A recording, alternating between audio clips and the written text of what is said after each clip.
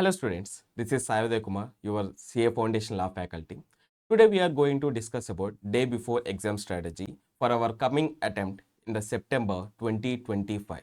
So today we are going to discuss about the day before exam strategy.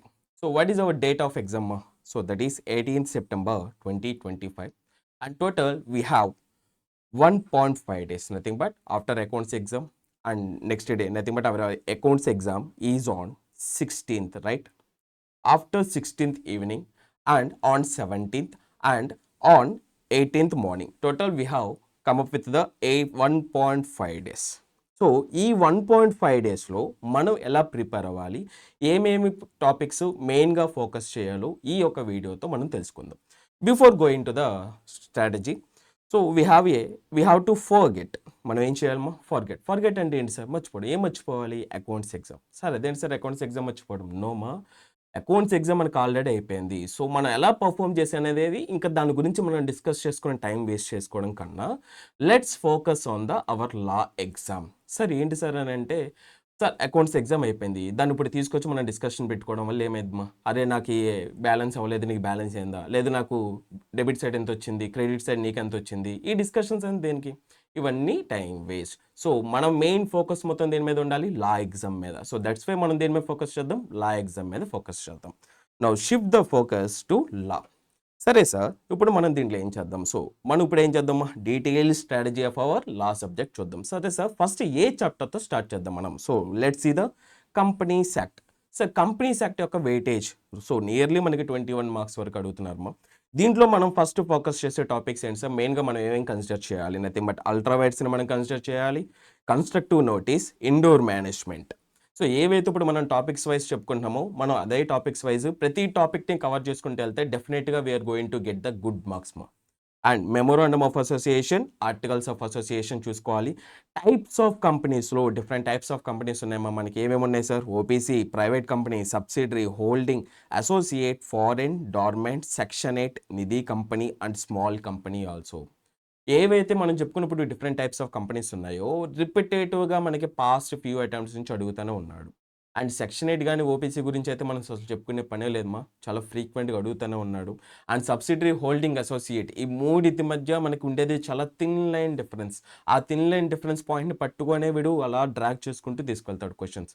So మేజర్గా వీటి నుంచి మనల్ని అడిగితే ఏమడుగుతాడమ్మా? Regarding the practical questions. So వీటి మీద మనం ఫోకస్ చేసేది, he is going to focus about the practical questions. So వీటి మీద ఎక్కువ ఫోకస్ ఉంచాలి. And next corporate veil. So అడిగితే మనల్ని ఏ క్వశ్చన్ అడగచ్చుమా? Theory question. And types of shares, any type of shares ఉన్నాయి, అలాగే ప్రిఫరెన్స్ క్యాపిటల్, ఈక్విటీ, ఇవన్నీ ఉన్నాయి కదమ్మా. నెక్స్ట్ ప్రమోటర్స్ గురించి చూసుకోవాలి, అలాగే రిజిస్ట్రేషన్. ఈ టాపిక్స్ అన్ని మన కంపెనీస్ యాక్ట్ అయిపోయిన తర్వాత let's shift to our focus to the sale of goods act 1930. Along with the companies act it is also carries nearly 21 marks in our exam question paper. So దీంట్లో ముందు మనం ఏం focus చేయాలి sir? Goods definition, అలాగే types of goods మీద మనం focus చేయాలి. And next price, modes of determination of price మీద ఫోకస్ చేయాలి. టైప్స్ ఆఫ్ డెలివరీస్, ఏవైతే ఇప్పుడు మనం చెప్పుకున్న కాన్సెప్ట్స్ ఉన్నాయో వీటి మీద మనల్ని ప్రాక్టికల్ క్వశ్చన్స్ అడిగే అవకాశం ఉందమ్మా. And destruction of subject matter, దీని మీద మనం ప్రాక్టికల్ క్వశ్చన్ అడిగే అవకాశం ఉంది. ఇంప్లాయిడ్ కండిషన్స్ అండ్ వారంటీస్, ఇవి చాలా ఇంపార్టెంట్ కదమ్మా మనకి. ఇంప్లాయిడ్ కండిషన్స్ అండ్ వారంటీస్ రెండింటి మీద మనల్ని అడిగే ఛాన్సెస్ ఉన్నది practical questions. And caveat emptor and its exceptions. Caveat emptor అంటే nothing but let the buyer be aware, ఆ టాపిక్స్ మనం కన్సిడర్ చేయాలి. అలాగే property and transfer of property in different types of goods. ఇది స్పెసిఫిక్ గుడ్స్లో ఎలా property transfer అయ్యింది, risk ఎలా ట్రాన్స్ఫర్ అయ్యింది, అన్సర్టైన్ గుడ్స్లో అయితే ఎలాగా, అలాగే గూడ్స్ సెంట్ ఆన్ అప్రూవల్, ఇలా డిఫరెంట్ టాపిక్స్ మీద ఏవైతే మనకి రిస్క్ ట్రాన్స్ఫర్ అయ్యే కేసెస్, అలాగే ప్రాపర్టీ ట్రాన్స్ఫర్ అయ్యే కేసెస్ ఉన్నాయో వాటిని కూడా మనం ఏం చేయాలమ్మా? కన్సిడర్ చేయాలి. అలాగే రైట్స్ ఆఫ్ అన్పేడ్ సెల్లర్కి రైట్స్ ఎవరెవరి మీద ఉంటాయమ్మా? ఒకటి against goods which was in his position and right against the buyer. ఈ టూ టాపిక్స్ని మనం ఏం చేయాలి? తప్పకుండా కన్సిడర్ చేయాలి. And reservation of A right of disposal of goods, ఈ టాపిక్ మీద మనకి ప్రాక్టికల్ క్వశ్చన్ అడిగే అవకాశం ఉందమ్మా. Next sale by non owner, ఈ sale by non owner cases, అలాగే మన contract of bailment and ప్లెజ్ by non owner, ఇవి రెండు కొద్దిగా సిమిలర్గా ఉంటాయి. సో మనం చాలా జాగ్రత్తగా ఫోకస్ చేసుకుంటే ఈ టాపిక్స్ మీద నుంచి కూడా మనల్ని ఏ క్వశ్చన్ అడిగే అవకాశం ఉందమ్మా? There is a chances of practical question. and rights of a buyer against the seller. So there may be chances of theory question మా. అండ్ ఆప్షన్ సేల్ వీళ్ళు మన రెండు రకాలుగా ట్రీట్ చేస్తున్నాడు. ఒకటి థియరీ క్వశ్చన్ అడిగే అవకాశం ఉంది, as well as practical question కూడా అడిగే అవకాశం ఉంది. And delivery and its rules, ఈ delivery and its rules maybe మనకి పెద్ద క్వశ్చన్ టెస్ట్గా కనబడినా there may be chances of asking any one of the point or more than one of the point as a practical question or 2 or 3 points together as a theory question, right ma? So next, after completion of Sale of Goods Act, next shift to our focus on Indian Partnership Act 1932, and it is also carries nearly 21 marks. మరి దీంట్లో మనం ఏం sir focus చేయాలి? Essentials of a partnership section 4 we have to focus, and true test of partnership section 6ని మనం focus చేయాలి. Prima facie evidence and conclusive evidences మీద మనం ఫోకస్ చేయాలి. అలాగే different types of partnerships and partnerships మీద, అలాగే పార్ట్నర్స్ మీద మనకి ఎంటీపీస్లో క్వశ్చన్స్ అడుగుతున్నాడు, అలాగే ప్రీవియస్ అటెంప్ట్లో క్వశ్చన్ అడిగాడు. అలాగే minor as a partner rights, వాడికి ఉండే లయబిలిటీస్, ఏ సిచ్యువేషన్లో వీడు మేజర్ అయిన తర్వాత వాడు తీసుకునే డెసిషన్స్ ఎలా ఉంటాయి, సో ఏ టైం పీరియడ్ లోపు వాడు డెసిషన్ తీసుకోవాలి, whether he's going to continue as a partner or he's going to retire. అలాగే transfer of partner's interest section 29 మా, ఇది కూడా బాగా ఇంపార్టెంట్. అలాగే consequences of non registration section 69. వీడు ఎలా చెప్తాడు, రిజిస్ట్రేషన్ ఇస్ నాట్ కంపల్సరీ, కాకపోతే నువ్వు రిజిస్ట్రేషన్ చేసుకోకపోతే నీకు కొన్ని డిజేబిలిటీస్ ఉంటాయి. మరి ఆ డిజేబిలిటీస్ గురించి ఏం చేయాలి, మనం సెక్షన్ 69లో చదువుకోవాలి. దీంతో పాటుగా వాటి కింద కొన్ని ఎక్సెప్షన్స్ ఉంటాయి, ఆ ఎక్సెప్షన్స్ని కూడా మనం ఏం చేయాలి, కన్సిడర్ చేయాలి. అలాగే రిజిస్ట్రేషన్ కాన్సెప్ట్, అలాగే partnership deed concept, rights and duties of a partners ఉంటే రైట్స్ ఏంటి, డ్యూటీస్ ఏంటి, అలాగే ఒక పార్ట్నర్ అడ్మిట్ అయితే what are the provisions, retirement అయితే వాట్ ఆర్ ద ప్రొవిజన్స్, డెత్కి what are the scenarios, and insolvent అయినప్పుడు ఏంటి సెనారియోస్. ఈ 4 టాపిక్స్ కూడా మనం కన్సిడర్ చేయాల్సిందే. There may be chances of asking a theory question based upon the death and insolvency. And regarding the admission and retirement of a partner, there may be chances of asking a practical question. Okay, so more focus on these topics ma. And dissolution of partnership and dissolution of a firm, దీని differences question మనకి బాగా important. అలాగే partnership versus HUF, ఈ point మీద మనం చాలా ఫోకస్డ్గా ఉండాలి. అలాగే section 18, partnership indeed virtually embraces character of both principal as well as agent. So last time ఇది మనల్ని థియరీ క్వశ్చన్ అడిగారు మా ప్రీవియస్ అటెంప్ట్స్లో. అలాగే implied authority of the agent, so agent యొక్క ఇంప్లాయిడ్ అథారిటీ ఏంటి, ఈ ఇంప్లాయిడ్ అథారిటీలో వాడు ఏ యాక్టివిటీస్ చేయగలడు, ఆ యాక్టివిటీస్ చేసినప్పుడు ఫామ్ని ఎప్పుడు లేబుల్ చేయగలడు, ఏ సిచ్యువేషన్స్లో ఫామ్ అనేది లేబుల్ కాదు, ఓన్లీ ఆ పర్టికులర్ పార్ట్నర్ మాత్రమే లేబుల్ అవుతాడు. ఈ కేటగిరీస్ మనం ఖచ్చితంగా కన్సిడర్ చేయాలి. అలాగే effects of admission by a partner, అంటే ఒక పార్ట్నర్ చేసిన రిప్రజెంటేషన్స్ ద్వారా ఫామ్లో ఉండే పార్ట్నర్స్ మిగతా పార్ట్నర్స్ లైబుల్ అవుతారా, లైబుల్ అవరా, ఈ పాయింట్ మీద మనల్ని ప్రాక్టికల్ క్వశ్చన్ అడిగే అవకాశం ఉంది. Next, rights to share subsequent profits, అంటే డిసీజ్డ్ పార్ట్నర్స్ ఒక లీగల్ రిప్రజెంటేటివ్స్ అనేవాళ్ళు ఆ డిసీజ్డ్ పార్ట్నర్ యొక్క షేర్స్ అనేవి ఇంకా సెటిల్ చేయకుండా ఎవరైతే ఎగ్జిస్టింగ్ పార్ట్నర్స్ ఉన్నారో వాళ్ళు ఆ ఫండ్స్ని యూస్ చేసుకుని ప్రాఫిట్ జనరేట్ చేసినప్పుడు దీంట్లో ఎవరికి రైట్స్ ఉంటాయి, సో డిసీజ్డ్ పార్ట్నర్ యొక్క లీగల్ రిప్రజెంటేటివ్స్కి వాళ్ళ ఫ్యామిలీ మెంబర్స్ అనే వాళ్ళు ఏం చేయొచ్చు, they can get the some share of a profit or they can get the interest of the total lump sum amount. ఈ ప్రొవిజన్స్ మనం కన్సిడర్ చేయాలి. There may be chances of asking theory question. Okay, theory క్వశ్చన్కి అవకాశం ఉందమ్మా. Next, dissolution concepts, without the court order, by the court orders, ఈ 2 టాపిక్స్ని consider చేయాలి. అలాగే లాస్ట్లో కన్సిక్వెన్సెస్ ఆఫ్ ఏ డిసల్యూషన్, ఈ కన్సిక్వెన్సెస్ ఆఫ్ ఏ డిసల్యూషన్ కానీ అలాగే విత్ ఆర్డర్ వితౌట్ ఆర్డర్, ఈ టాపిక్స్ మీద మనకి బోత్ థియరీ అడిగే అవకాశం ఉంది as well as practical questions అడిగే అవకాశం ఉందమ్మా. సో వీటిని మాత్రం అస్సలు నెగ్లెక్ట్ చేయకూడదు. And coming to the next topic, negotiable instrument act 1881. సరే సార్, ఇదే మార్క్స్ క్యారీ అవుట్ చేస్తాం, టోటల్ 14 మార్క్స్ మా. ఈ 14 మార్క్స్లో ఈ నెగోషియబుల్ ఇన్స్ట్రుమెంట్ యాక్ట్ నుంచి మనం ఏం కన్సిడర్ చేయాలి, nothing but essentials of a negotiable ఇన్స్ట్రుమెంట్ని కన్సిడర్ చేయాలి. అలాగే promissory note, bill of exchange and cheque, ఈ టాపిక్స్ని మనం కన్సిడర్ చేయాలి. Classification of negotiable instrument, different types of negotiable order instrument, bearer instrument, foreign instrument, inland instrument, inchoate instrument, ఈ topics అన్నీ మనం కవర్ చేయాల్సిందే అమ్మా. And next, dishonour of a cheque dishonour అయినప్పుడు సెక్షన్ 139, 138, 140 ఈ టాపిక్స్ మొత్తం కన్సిడర్ చేయాలి. అలాగే rules as to compensation, rules as to presentment of instrument section 61 to 77. Sir ఇది చాలా పెద్ద క్వశ్చన్ సార్, బట్ ఈ క్వశ్చన్లో 1 or 2 పాయింట్స్ నుంచి మనల్ని ఏ క్వశ్చన్ అడిగే అవకాశం ఉంది సార్, ప్రాక్టికల్ క్వశ్చన్ అడిగే అవకాశం ఉంది.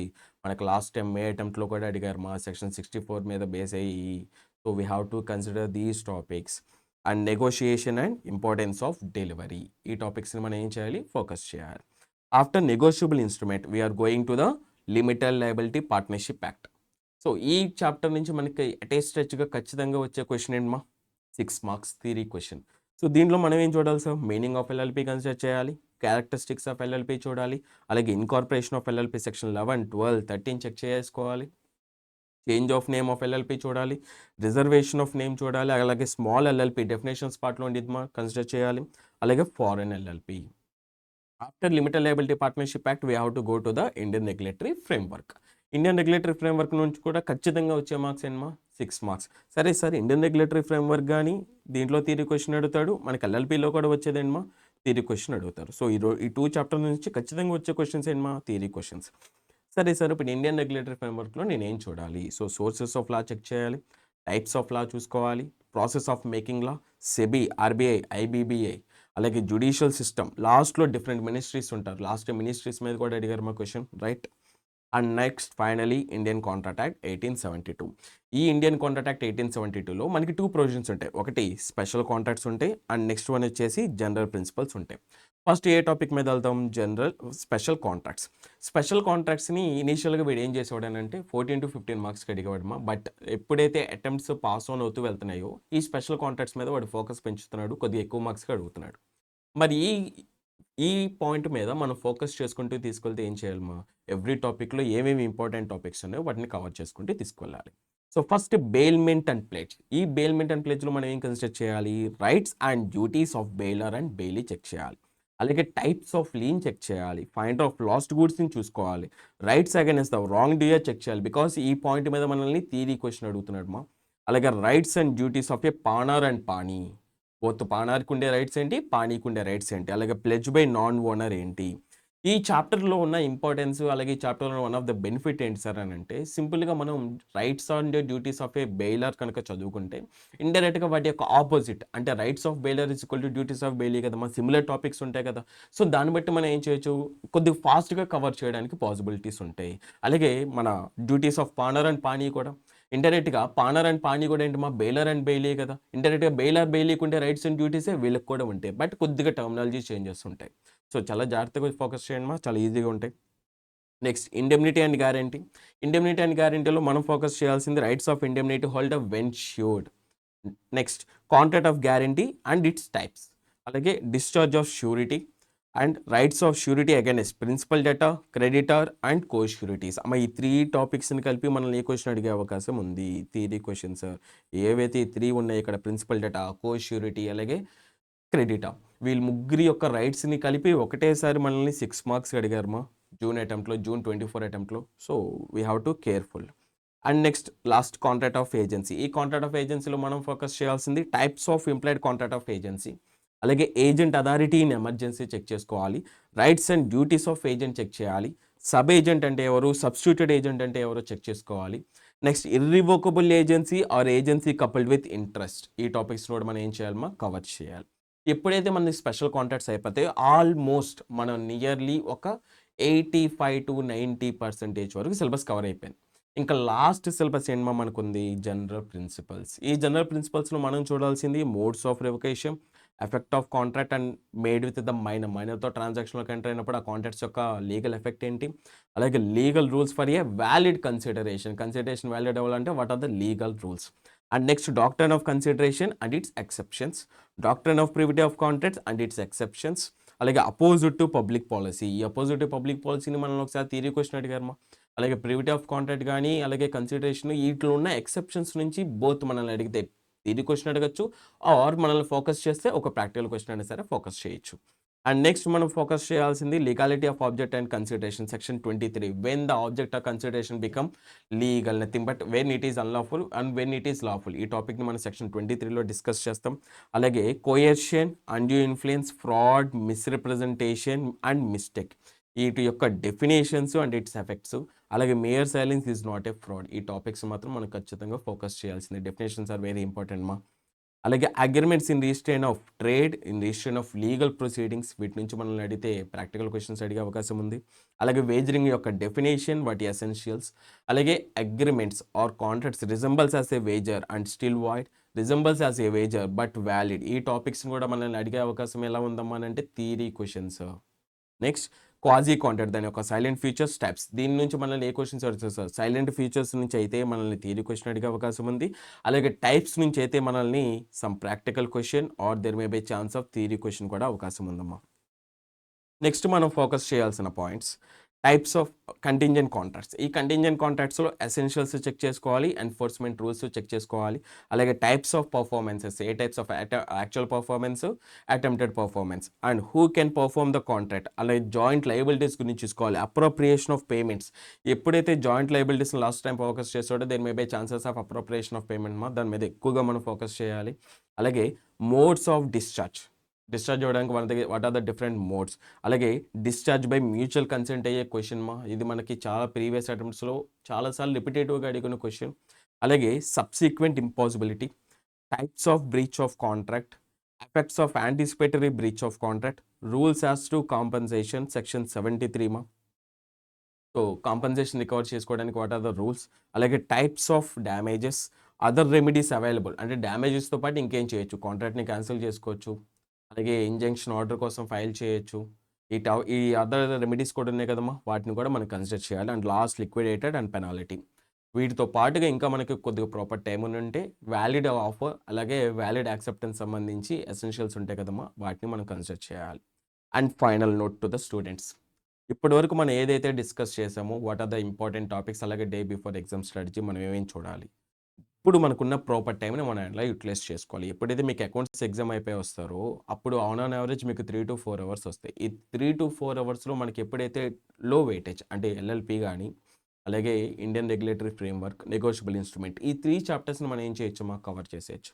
ఈ 3 చాప్టర్స్ అయిపోతే ఆన్ యావరేజ్ మన చేతిలో ఎన్ని మార్క్స్ ఉంటాయమ్మా, ఇది ఒక 12 అదొక 14, నియర్లీ 26 మార్క్స్ మన చేతుల్లో ఉంటాయి. And after that next day morning అంటే 17th సెప్టెంబర్ ఈరోజు మనం ఏం చేయొచ్చు, ఏదైతే ముందు మన companies, sale of goods act, partnership act ఇవన్నీ మనం కవర్ చేసేసిన తర్వాత అండ్ నెక్స్ట్ మనం కవర్ చేయాల్సింది special contracts. Sir what ever the general sir, general అనేది మనం ఫస్ట్ నుంచి చాలా ఫోకస్గా చదువుతున్న టాపిక్స్ ఈ టాపిక్స్ మీద మనకి చాలా గ్రిప్ ఉండేది. సో వీటిని మనం ఎప్పుడైతే ఎగ్జామ్ ముందు వెళ్ళేటప్పుడు ఒకసారి చూసుకోవడం వెళ్ళచ్చు. అలాగే ఎప్పుడైనా సరే ఒకటే గుర్తుపెట్టుకోండి మనం ఎంత పర్సంటేజ్ ఆఫ్ ఏదైతే మనం ప్రిపేర్ అయ్యామో దాని మీద మనం as it is stick on అయ్యి ఉండండి. డోంట్ డీవియేట్, అసలు డీవియేట్ అవ్వద్దు, ఎటువంటి మిస్కన్సెప్షన్ పెట్టుకోవద్దు, ఎటువంటి డౌట్స్ పెట్టుకోవద్దు. ఖచ్చితంగా మీరందరూ బాగా పర్ఫామ్ చేస్తారు, ఖచ్చితంగా బాగా పర్ఫామ్ చేస్తారు. అకౌంట్స్ ఎగ్జామ్ని మాత్రం మైండ్లో పెట్టుకొని మీరు ఏమీ ప్రిపేర్ అవ్వద్దు.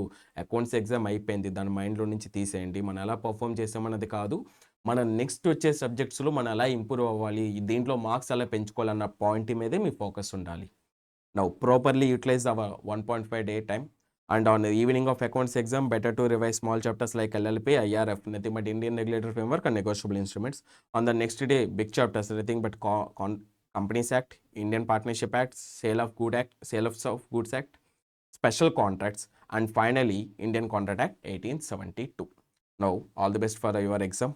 Whatever you learned till now, focus on those points only. Definitely you are all qualify in this September attempt. Thank you, all the best.